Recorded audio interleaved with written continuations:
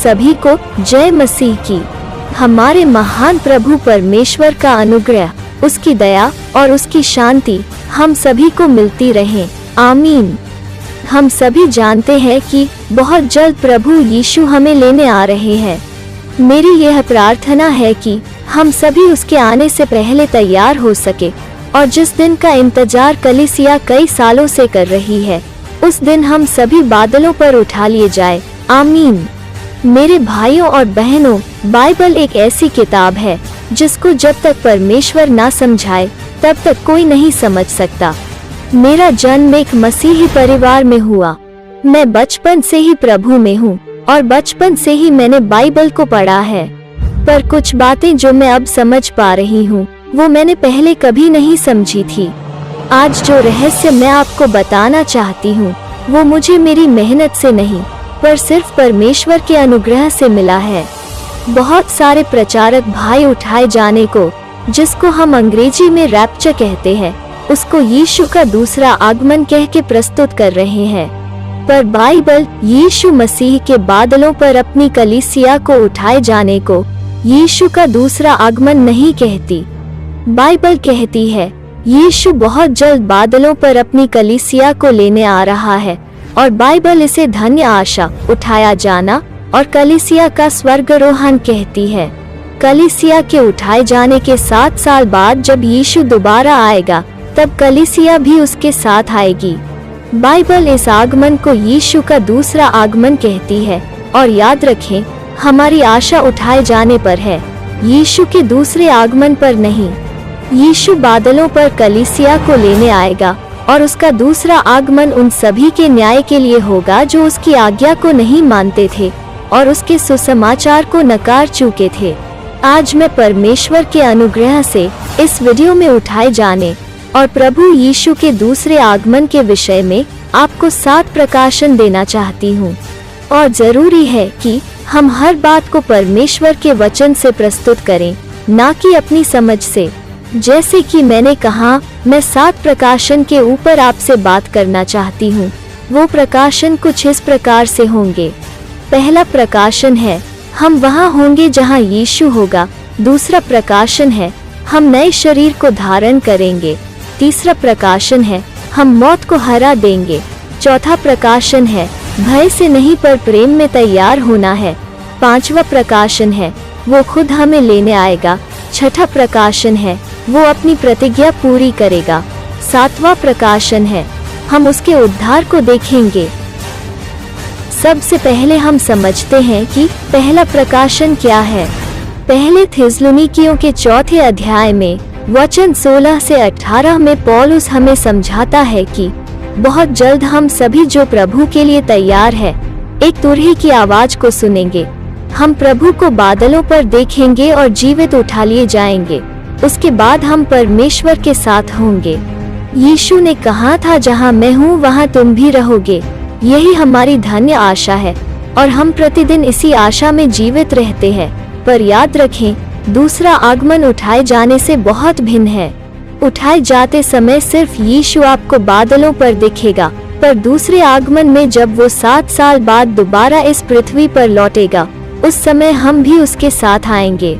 यूहन्ना रचित प्रकाशित वाक्य में अध्याय 19 वचन 14 कहता है, यीशु घोड़े पर बैठकर आएगा और उसकी सेना उसके पीछे आएगी।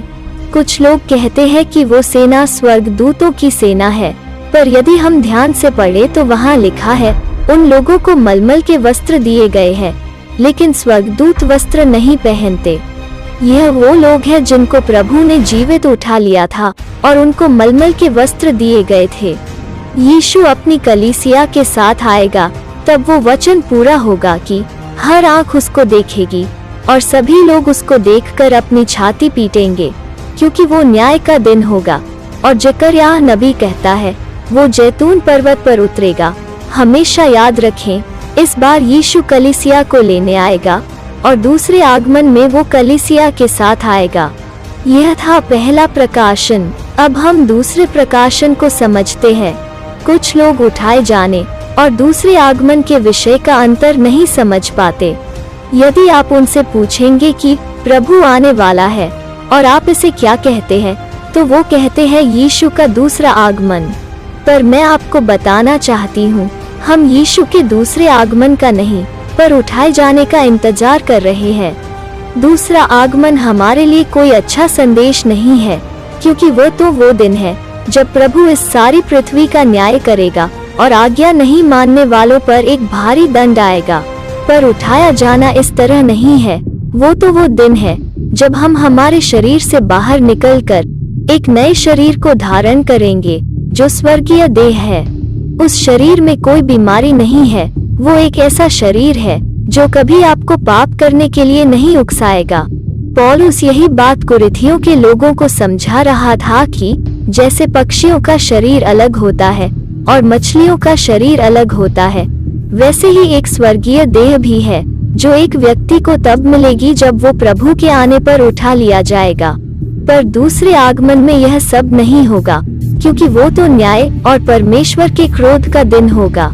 इसलिए हमेशा याद रखें, हम प्रभु के दूसरे आगमन का नहीं, पर उठाए जाने का इंतजार कर रहे हैं। क्योंकि दूसरा आगमन अविश्वासी और आज्ञा न मानने वालों के लिए होगा, पर उठाया जाना कलीसिया के लिए होगा। उठाए जाने पर हम नए शरीर को धारण करेंगे, पर दूसरे आगमन पर मनुष्य का पुराना बदन ही नरक में डाला जाएगा, क्योंकि वो न्याय का दिन है। यह था दूसरा प्रकाशन। अब हम समझते हैं कि तीसरा प्रकाशन क्या है। पहले कुरिन्थियों के अध्याय 15 में वचन 51 और 52 में पौलुस हमें पवित्र आत्मा की प्रेरणा से समझाता है कि उठाया जाना एक रहस्य है। याद रखें, कुछ बातें सबके लिए होती है, पर कुछ बातें हम गुप्त रखते हैं। उठाया जाना एक रहस्य है, पर यीशु मसीह का दूसरा आगमन कोई रहस्य नहीं है। उस दिन वो सभी को दिखाई देगा। जो चीज सभी के सामने लाई जाए, वो चीज कभी एक रहस्य नहीं हो सकती। पौलुस समझाता है कि इस दुनिया में जो भी व्यक्ति आया है, वो इस दुनिया में मौत का सामना करेगा, पर पहली बार इस दुनिया में कुछ ऐसा होगा जिसकी हम कल्पना भी नहीं कर सकते। एक दिन हम सभी जो तैयार है, एक तुरही की आवाज को सुनेंगे और हम यीशु मसीह को बादलों पर देखेंगे। उस दिन यह वचन पूरा हो जाएगा कि धन्य है वे जो मन के शुद्ध है, वे परमेश्वर को देखेंगे। उस दिन जो लोग उठा लिए जाएंगे वो मौत को भी हरा देंगे। तब यह वचन पूरा हो जाएगा कि जय ने मृत्यु को निगल लिया। पौलुस इस बात को एक रहस्य की बात लिखकर हमें देता है, पर दूसरा आगमन इस तरह नहीं होगा। उस दिन यीशु हर व्यक्ति को दिखाई देगा, हर व्यक्ति उसे बादलों पर आते देखेगा, और उस दिन यह वचन पूरा होगा कि हर घुटना टेकेगा और हर जुबान स्वीकार करेगी कि यीशु मसीह ही प्रभु है। उसके बाद अंधकार का राज्य पूरी तरह से नाश किया जाएगा और सिर्फ परमेश्वर का ही राज्य रहेगा। यह था तीसरा प्रकाशन। अब हम समझते हैं कि चौथा प्रकाशन क्या है। हमने हमेशा सुना है कि यीशु के आने से पहले कुछ नकारात्मक बातें होगी, जैसे कि महामारी, युद्ध, सूखा और तूफान का आना। पर क्या आप जानते हैं, यह बातें दुनिया बनने के बाद कई बार आ चुकी है। दूसरा महाविश्व युद्ध 1939 से 1945 तक चला था, जिसमें Europe, Australia, Asia, North America, South Korea इन जैसे देशों में भारी तबाही हुई थी। हमने इन दिनों में एक बीमारी देखी है जिसका नाम है कोविड-19। पर यह बीमारियां पहली बार नहीं आई है। इससे पहले भी इस दुनिया में भयंकर बीमारियां आ चुकी है। 1918 से 1920 तक एक बीमारी आई थी जिसका नाम था स्पेनिश फ्लू। उसके बाद 1957 से 1958 में भी एक बीमारी आई थी जिसका नाम था एशियन फ्लू। इन बीमारियों में हजारों नहीं पर लाखों लोग मारे गए थे। कुछ लोग सिर्फ चिन्हों का ही प्रचार करते हैं। वो कहते हैं यीशु के आने से पहले यह बातें होंगी, पर बाइबल कहती है यह सारी तकलीफें सालों से आती रही है। क्यों परमेश्वर ने हर पीढ़ी में यह बातें होने दी, ताकि वो अपने सच्चे लोगों को परख सके। सिर्फ चिन्हों को देखकर तैयार होने वाला व्यक्ति कभी भी एक सच्चा विश्वासी नहीं बन सकता, क्योंकि वो डर की वजह से सावधान हुआ है, यह सोचकर कि कहीं वो रह ना जाए। पर एक सच्चे विश्वासी को चिन्ह नहीं, पर परमेश्वर का प्रेम हमेशा तैयार रखता है। जरा सोचिए, एक दुल्हन का पति विदेश को गया है और वो दुल्हन जानती है कि उसका पति अब 1 साल बाद लौटेगा और तब तक वो दुनिया के सभी गंदे कामों में सहभागी हो जाती है। पर जैसे ही उसके पति का आने का समय हो जाता है, तब वो वापस पवित्रता में लौट आती है। क्या यह पत्नी एक विश्वास योग्य पत्नी है? बिल्कुल भी नहीं।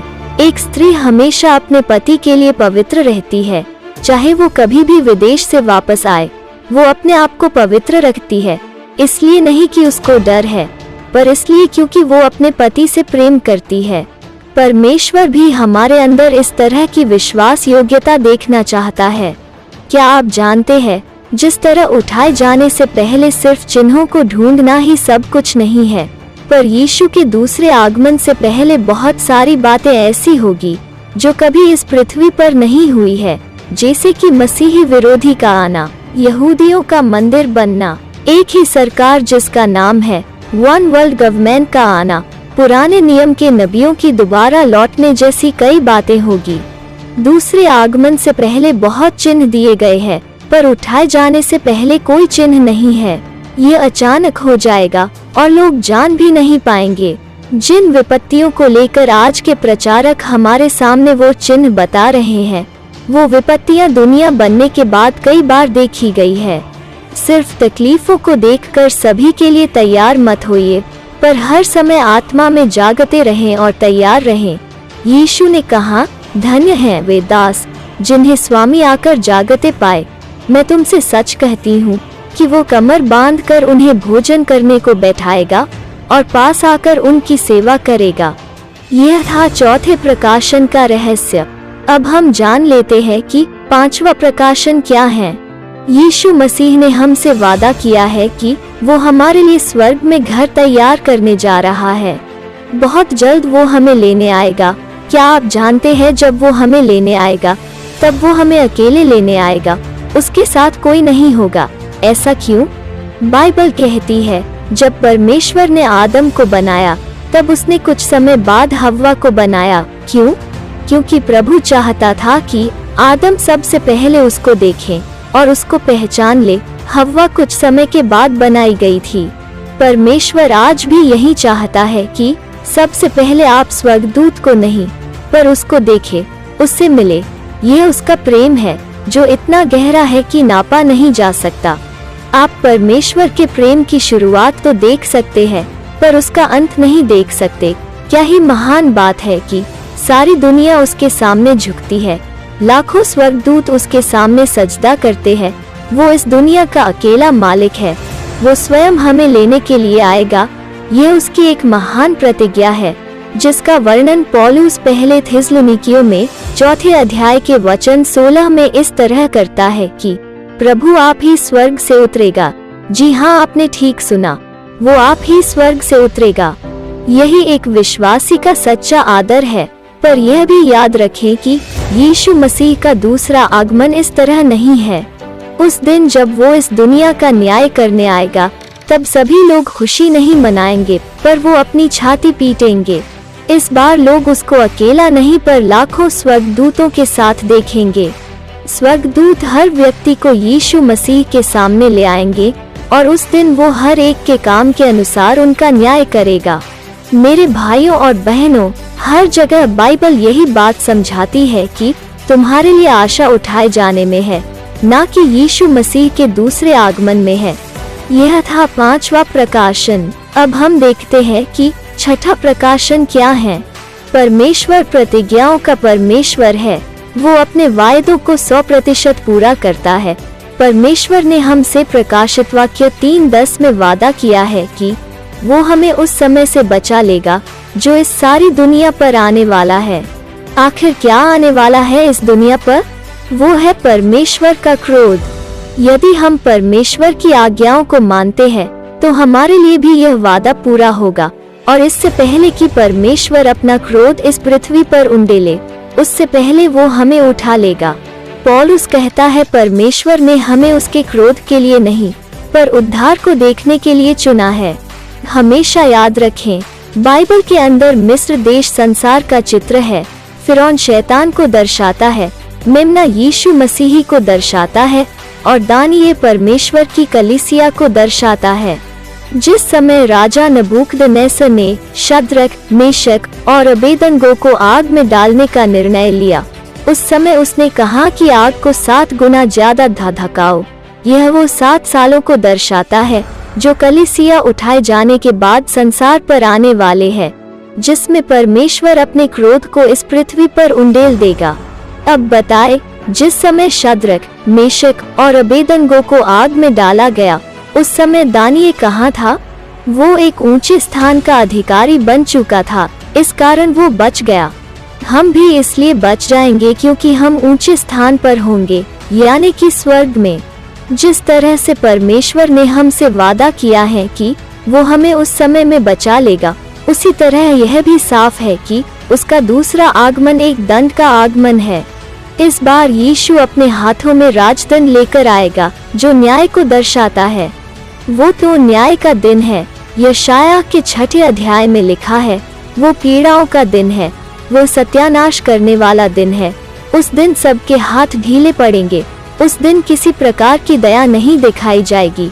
उस दिन घमंड को तोड़ा जाएगा। वो दिन अंधेरा ले आएगा। इस कारण मेरे भाइयों और बहनों, हमें परमेश्वर के साथ चलना चाहिए, ताकि हम उसके क्रोध के नहीं, पर उसकी प्रतिज्ञा के वारिस बन पाए। यह था 6ठा प्रकाशन। अब हम जानते हैं कि 7वां और आखिरी प्रकाशन क्या है। अब अंत में यह बात समझना बहुत जरूरी है कि हमारे उठाए जाने के 7 साल बाद यीशु मसीह का दूसरा आगमन होगा। यह 7 साल पीड़ाओं के साल होंगे, जहां मनुष्य को परमेश्वर के क्रोध का सामना करना होगा। बाइबल के विद्वान कहते हैं कि कलीसिया को बहुत ही ज्यादा तकलीफों से गुजरना होगा। उन सभी से यह एक सवाल है कि प्रकाशित वाक्य के अध्याय 3 तक हम पाते हैं कि कलीसियाओं का जिक्र है, पर उसके बाद आप कलीसिया का जिक्र कहाँ पाते हो? सीधा अध्याय 19 में, जहाँ लिखा है, यीशु मलमल के वस्त्र पहने हुए लोगों के साथ आया है, जो उसकी कलीसिया है। अध्याय 4 से लेकर 19 तक कलीसिया का जिक्र आखिर क्यों नहीं है? क्योंकि कलीसिया वहाँ नहीं थी, वो उठा ली गई थी। वो मेमने के विवाह में थी। कलीसिया यीशु के साथ राज्य कर रही थी। अध्याय 4 से लेकर 19 तक आप सिर्फ तकलीफों और पीड़ाओं के विषय में ही पढ़ेंगे। वो ऐसे दिन होंगे जब परमेश्वर इज़राइल को बचा लेगा। कलीसिया को यह सब नहीं देखना होगा जो यह दुनिया देखेगी। हमारा परमेश्वर महान है। वो सच में उद्धार करने में सामर्थी है। नूह के जहाज में ऐसी कोई खिड़की नहीं थी जिसको खोलकर वो देख पाता कि लोग किस तरह डूबकर मर रहे हैं। उसके जहाज पर एक ही खिड़की थी जो ऊपर की तरफ खुलती थी, ताकि वो सिर्फ ऊपर यानी स्वर्ग की तरफ देखता रहे। इसी तरह परमेश्वर की यह इच्छा है कि कलीसिया उसके उस क्रोध को नहीं देखे जो संसार पर आने वाला है, पर हम सभी उसके उद्धार को देखें। उद्धार पापों की माफी भी है और एक व्यक्ति का नाम भी है। शमौन ने यीशु को तब हाथ में उठाया जब वो सिर्फ 8 दिन का था, और उसने यीशु को हाथ में उठाकर कहा, हे परमेश्वर, आज मैंने तेरे उद्धार को देख लिया। हमारे प्रभु यीशु मसीह का नाम उद्धार भी है, और परमेश्वर चाहता है कि हम उसके उद्धार को देखें। यही थे वो 7 प्रकाशन जिनके बारे में मैं आपसे बात करना चाहती थी। मेरे भाइयों और बहनों, हो सकता है कि आपने मसीह में आने के बाद भी कुछ पाप किए हो, या आपके अंदर कुछ कमजोरियां हो। शैतान बहुत बार आपके मन में कहेगा कि तू किसी अच्छे काम के योग्य नहीं है, तू पापी है, तू परमेश्वर से दूर हो चुका है और तू कभी तैयार नहीं हो सकता। पर मैं एक परमेश्वर की दासी होने के नाते आपसे कहना चाहती हूँ, परमेश्वर आज भी आपके साथ है और वो आपसे प्रेम करता है, और आप आज भी एक नई शुरुआत कर सकते हैं और तैयार हो सकते हैं। परमेश्वर का वचन आशा का वचन है। अब मैं आपके लिए प्रार्थना करना चाहती हूँ। परमेश्वर पिता, मैं यीशु मसीह के नाम से आपके पास आती हूँ। मैं आपको धन्यवाद देती हूँ क्योंकि आपने हम पर इस सच्चाई को प्रकट किया। मैं प्रार्थना करती हूँ कि हम सभी को अपने आने से पहले तैयार करें। हर वो बात हमारे अंदर से निकाल दे जो आपको पसंद नहीं है, और हमें अपनी तरह बनाए। हम पर दया करें ताकि हम आपके सामने खड़े रहने के योग्य बन सके। धन्यवाद पिता, हमसे प्रेम करने के लिए। सारी बातों में आप आदर और महिमा पाए। यीशु मसीह के नाम से आमीन। इस वीडियो को अपने परिवार के सभी लोगों के साथ तथा अपने मित्रों के साथ जरूर शेयर करें ताकि वे भी उठाए जाने में और प्रभु के दूसरे आगमन में क्या अंतर और रहस्य है उसे जान पाए।